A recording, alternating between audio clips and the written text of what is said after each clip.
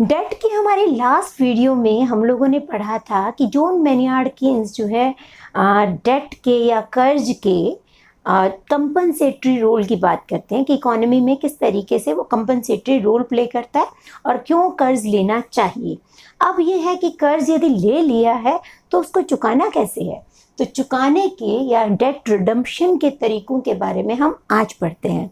तो पहला तरीका है जो कि सेफेस्ट तरीका है, मैं ये इसको आसान नहीं कहूँगी क्योंकि आसान नहीं होता है सरप्लस बजट बनाना।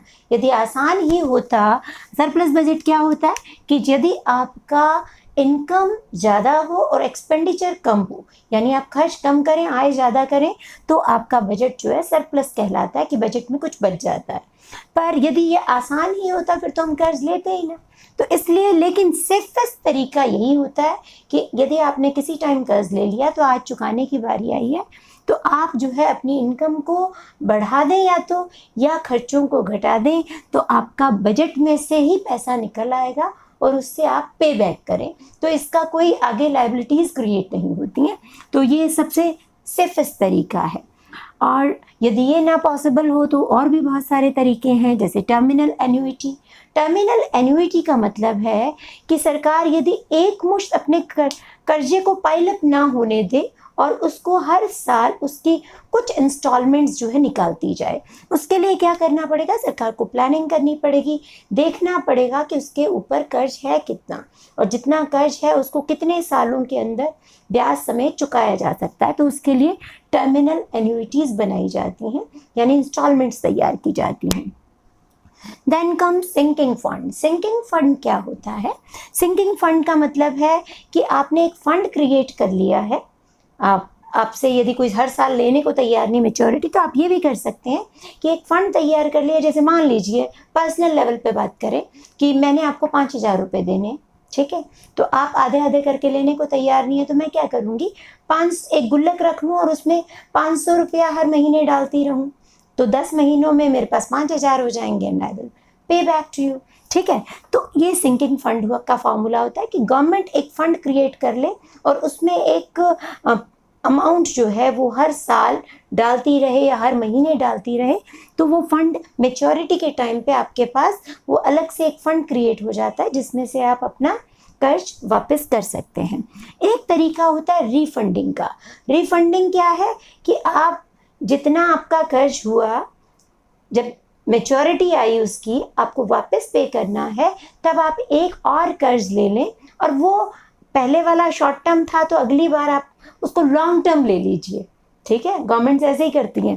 तो लॉन्ग टर्म, जब पहले आपने 10 साल कर्ज पूरा हुआ, अब 15 साल या 20 साल कर्ज ले लीजिए, तो उससे भी आप उसको कर सकते हैं। कन्वर्जन भी बेसिकली उसी तरीके से। यहाँ पर हम मतलब जब आपने कर्ज लिया था तो हो सकता है कि आपको हाई रेट पे मिला हो, उस टाइम मार्केट में हाई रेट ऑफ इंटरेस्ट चल रहा हो, तो आप ये भी कर सकते हैं कि कन्वर्ट कर सकते हैं कि अभी मेच्योरिटी नहीं है लेकिन आप फिर भी उसके बावजूद हाई रेट वाले कर्ज की को वापस करके और नया लो रेट ऑफ इंटरेस्ट वाला जो है कर्ज ले सकते हैं उसकी जगह।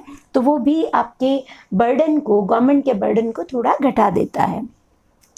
देन एक और तरीका है कैपिटल लेवी। थोड़ा सा एडवांस तरीका है, मुश्किल तरीका है कि सरकार जो है वो क्या करे कि एक मुश्त जो है एक कैपिटल टैक्स लगा दे कि इससे ऊपर जिसके पास भी इतना धन है तो वो कन्फिस्केट करवा दो या इतना टैक्स लगेगा। ठीक है, तो उससे क्या होता है कि एक बार में आपका सारा का सारा जो डेट है गवर्नमेंट का वो क्लियर ऑफ हो सकता है। लेकिन ये करना बहुत मुश्किल है क्योंकि इससे जो है सिविल वॉर हो सकता है, गृह युद्ध छिड़ सकता है।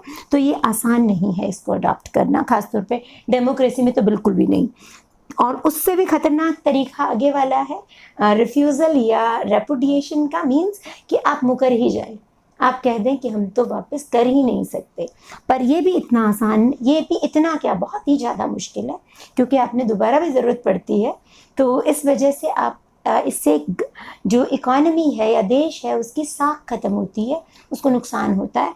हाँ, बहुत सालों पहले, सदियों पहले जो है यूएसए के कुछ स्टेट्स ने भी किया हुआ है, जर्मनी ने भी किसी टाइम पे ये किया हुआ है। कुछ एग्जांपल्स हैं, पर बहुत रेयरेस्ट ऑफ रेयर एग्जांपल्स हैं।